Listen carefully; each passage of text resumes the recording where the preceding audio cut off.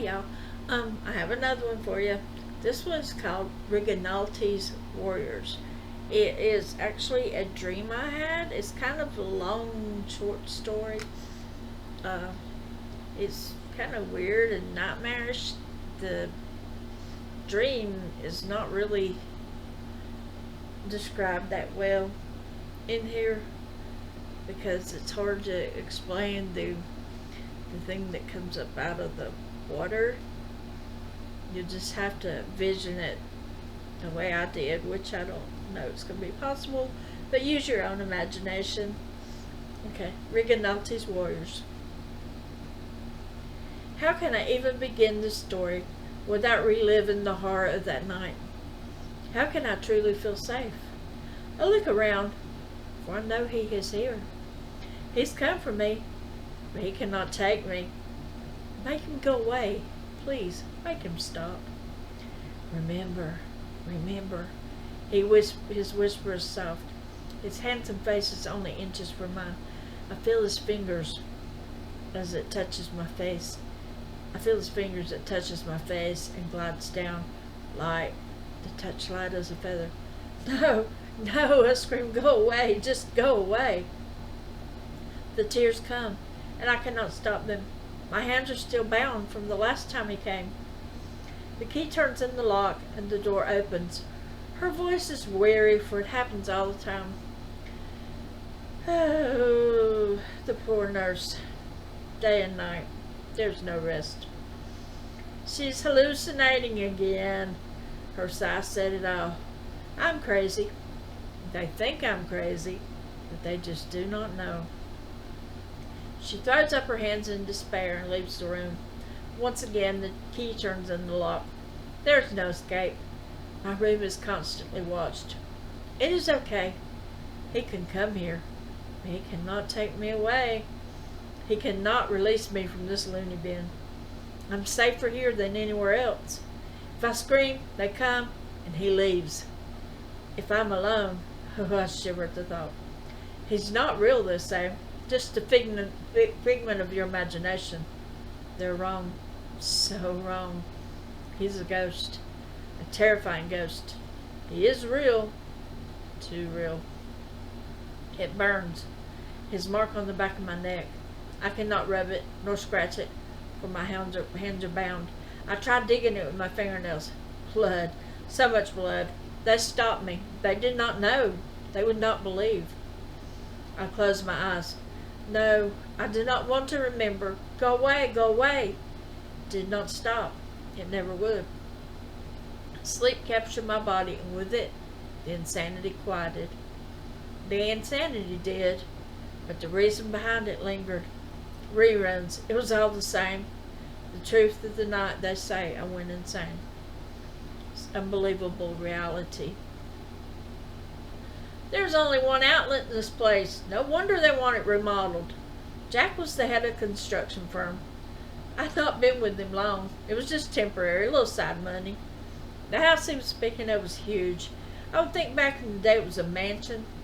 I could see all the glamour, the parties, even the fancy dressed people. I shook my head to clear my thoughts. I was inside the house looking for more outlets. That one was all there was. This was going to be a weary task. I looked at the lighting. Just a chandelier in the bathroom, in the ballroom. There were many candles and kerosene lanterns covered in spider webs, cobwebs, and dust. There was an old record player that had a wind-up crank, you know. I laughed. What did they call those things? Victrolas? The kitchen had an old wood stove. Wood was stacked in the corner. It had long since rotted, pieces scattered about. I guess they did not need outlets. It did not look like they used electricity. No one had been here in ages. Perhaps that's why the new owner wanted it renovated. I could see shadows darken the window, and I knew I had to get out of here. The owner specified no one was allowed in there after dark. We were also told we could not be outside on this property after dark. Weird. However, this job paid lots of money, so whatever he wanted, he got. We lived far away and traveled here to work. There was a huge warehouse on the property. He said we could use it to stay the night. We had our own blankets and supplies. "Everybody pack it up," Jack yelled. "It's getting dark." We did. It did not take us long. After all, we only had one drop cord. Thank goodness we had a splitter. I was not sure how long it would carry the extra power, though. Maybe no electricity is why the job paid so much. We were going to hire an electrician to do electrical work, but the owner would not hear of it. No electricity, and that was final. Just as darkness had fallen, we made it to the warehouse. We used candles and kerosene for light. There was an old cook stove in a separate room. The wood in here was not rotted like the wood in the house. After a full belly, we sat down to rest and talk over the day. It was strange. Jack had never met the owner. All communication was done by signed and sealed letters. They'd gone through a lawyer, so they were legit. Truth is, he got a $10,000 advance. He could take that money and run, but he would not do that, especially since this was a $200,000 job. He was not even worth that much. Jack, Joe, and Gabe snuck out of the room. I followed. "Busted," I said in a playful voice. "Was you not going to invite me?" They were smoking the joint, but they thought I was talking about the other thing. Yes, the other thing was popping pills. They tried to hide him quickly, and one fell to the ground. "Ecstasy? Is this what you had planned for me?" I needed a job and some money, but I do not need it that bad. They tried to stop me. My mind was in a whirl. How dare they think I would go along with something like that? I forgot the rule. Oh, who cares about going out after dark? "Come back, come back!" The voices were distant now, but I kept going. I was not running, just walking fast. Forgotten was the pond. I heard a loud splash. It must have been a big one. I turned my head to look. The whole time I'm still walking.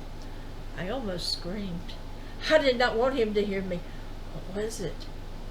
At an upward angle, a massive horse came from the water. On him was a rider, taller than any man I knew. Ancient armor covered them both. I could not see his face, for a metal helm, almost regal in appearance, covered his head and face. He turned. He saw me. I know he did. His eyes were not eyes. They were bright globes of nothingness, pure white.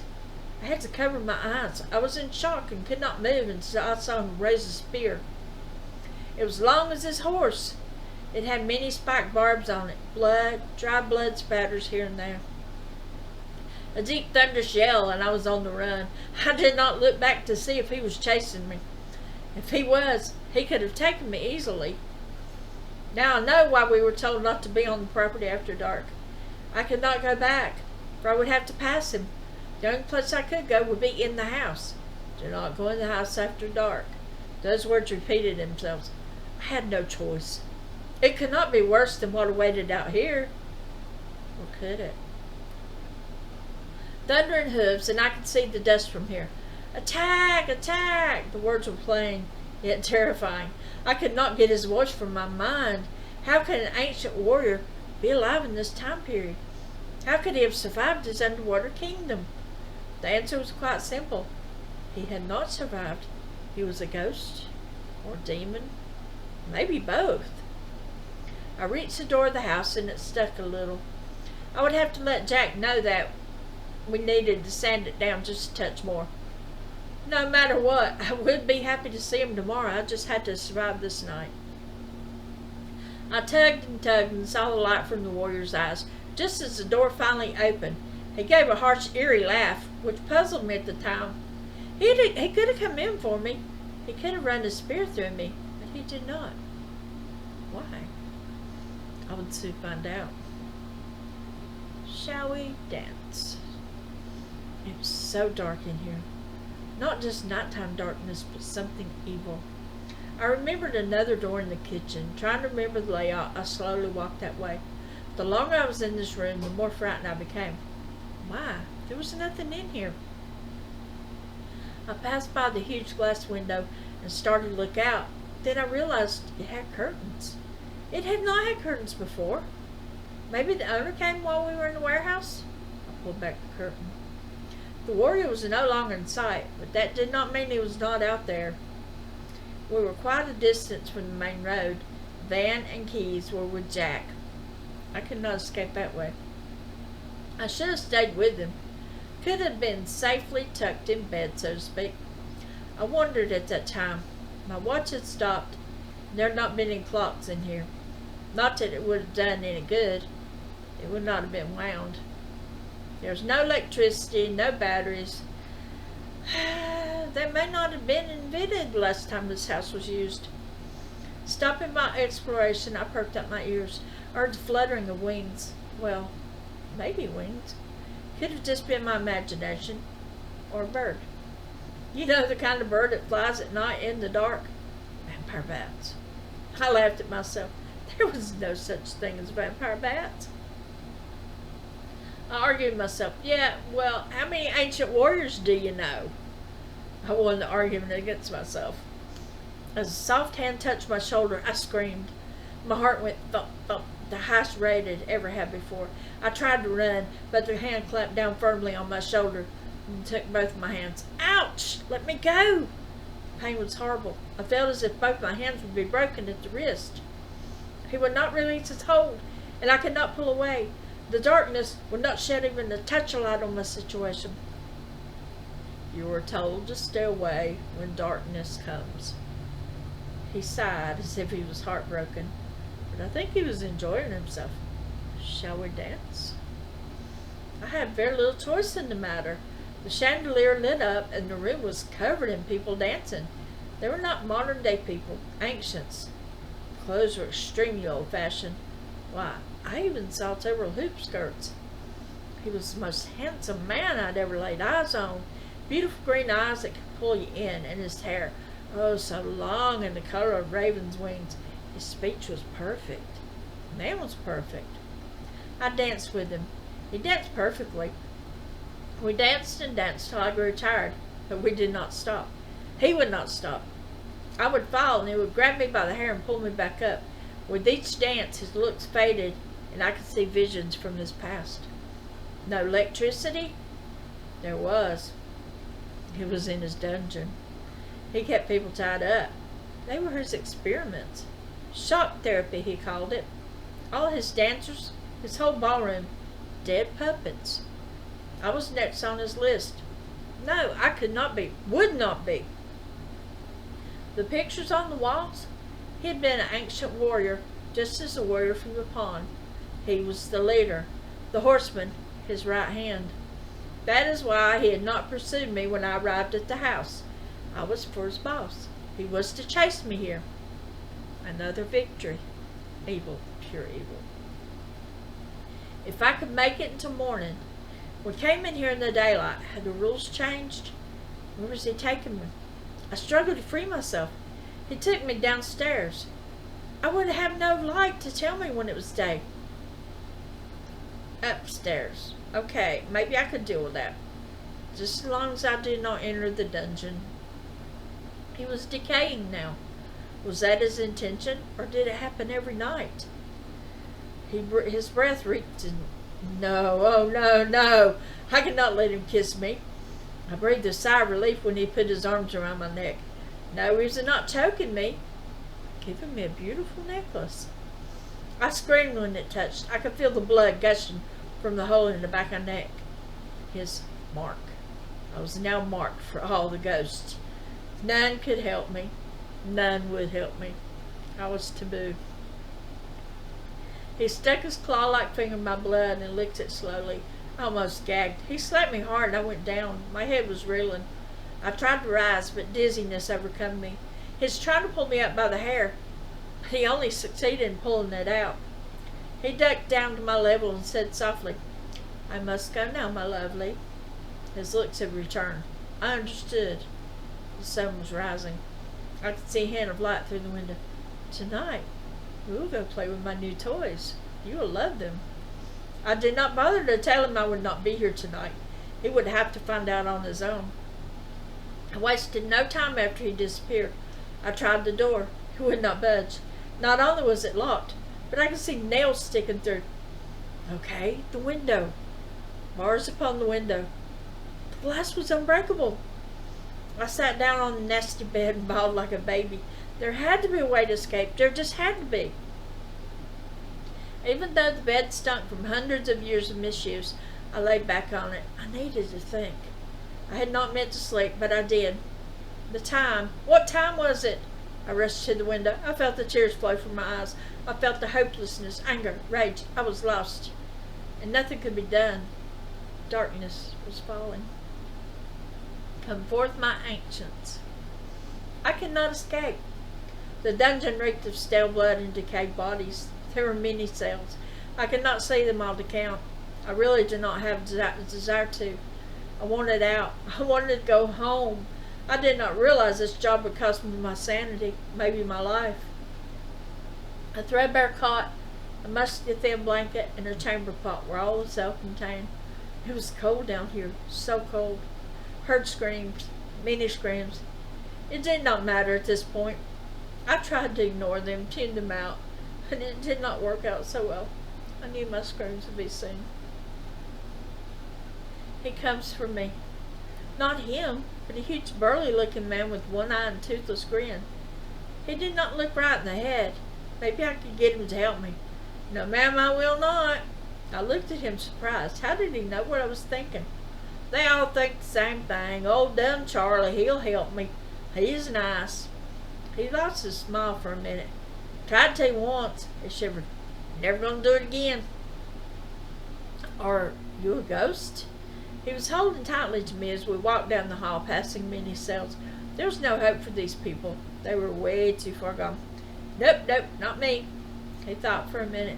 I guess you'd call me the caretaker. He needed somebody strong to help him. I help him. He does not shock experiment on me anymore. Then silence. He would not speak anymore. I tried to engage him in conversation, but it did not do any good. He would not break his silence. We came to the door at the end of the hallway. He opened it, shoved me in, and slammed it shut again. I heard his footsteps loudly echoing down the hallway. It sounded as if we were walking quickly to keep from running. He was. This was it. This was the room I saw through his eyes. Except I did not see the whole thing. There were 4 huge containers full of some form of liquid. Each one held a warrior. I knew they were warriors because they had the same gear as the warrior from the pond. I realized what he was doing. He was trying to resurrect them. Why did he need me? I had not realized he was in the room till he grabbed me from behind. I tried to fight him, but his strength was great. He threw me in a chair and strapped me down. I struggled and fought with each breath I took, but it did not help. The needle was filthy, but that did not deter him from using it to take blood from my body. What did he care about germs? He was already dead. Maybe the dirty needle would kill me before any of his experiments. Wrong. He placed a metal cap over my head. The wires went from my cap to all 4 warriors. Okay, so what was the deal here? Was he using my brain to bring them back to life? Oh no, he was. I only had enough brain power for... I've never felt such pain in my life, nor have I ever screamed so hard and so loud. He flipped the switch and I was receiving all their memories. He was not trying to bring them back to life. He was trying to create new warriors from them. The ghost, was totally insane. I'm not sure what did it, my scream or the overflow of rage, but the containers started breaking and the warriors all rose. They were not after me, but him, Reganalti, the biggest feared man in the 12th century. Most thought he was only a legend. He was real. I had all their memories. He led them to their deaths while he and the pond warrior hid. No one knew this. No one except his warriors. An explosion shattered the room and the door caved in. Charlie released me from the chair and was taking me back to the cell. No, I would not go back in that cell. The warriors would notice soon. I did not want to be where I did not have a fighting chance. I closed my eyes. I could read their thoughts. Charlie, my mind spoke. He helped me. He is his caretaker, poor Charlie. I hated to do that to him, but he left me no choice. He released me as he saw the warriors heading his way. He could not fight them. He knew it. He went down. I ran up the stairs. No matter the darkness, I was leaving this place. I made it up the stairs and light was streaming through. Oh, precious light. There still was no way out. Well, I would have to make a way out. I found some matches, took some kerosene and wood, and built a fire at the door. What? The door not burn? Then I remembered the owner requested a fireproof house. He knew I would do this. What now? Now to go to the door in the kitchen. We had not got around to that one yet. We'd screwed up his plans. He had to strike earlier than intended because I got mad. The kitchen door was all ablaze, an opening, finally an escape. But were they? Jack should have had them working by now. I ran as fast as I could towards the warehouse. The van was still there. I glanced at the pond and saw blood. No water, no pond, just a pool of blood. The warehouse was filled with dead bodies. Not just Jack and the crew, but people I'd never seen before. I had to leave. I had to get away. I tripped over the warrior's spear. I picked it up and threw it. How did it come to be in here? Reganalti's voice spoke in my head. The rules were not to be on this property at night. He asked about the warehouse. I told him at his own risk. You're not free. You will never be free. Sirens. Oh, yes, free. But he was right. I would never be free. Here I was in the middle of many dead bodies, even people I worked with. I was covered in blood from the fall. They did not believe that. A very deadly weapon, which one saw me pick up and throw. No, I did not do it. It was Reganalti and his warriors. They really got a laugh out of that. They knew all about him. He'd owned that house and passed from generation to generation. Fine upstanding family. Never any trouble. No one lived there for years. They had not realized it had changed appearance and ownership more times than they knew. People see what they want to see and believe what they want to believe. I did not do it. Then laughter in my head, the warrior's laughter. I had not realized it had left my head and come out of my mouth.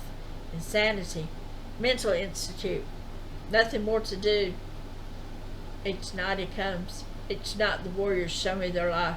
Each night they tell me, we will leave when we are ready. I'm no longer me. I'm now we. Reganalti's warriors. Cynthia Clark. I do hope you enjoyed that one. Like I said, that was a nightmare. And it really happened that way. I don't know what possessed me to dream that, but I actually thought it turned out pretty good. It did give me a little inspiration for a story. Y'all have a good evening. I love y'all. Peace. Cynthia Clark signing off.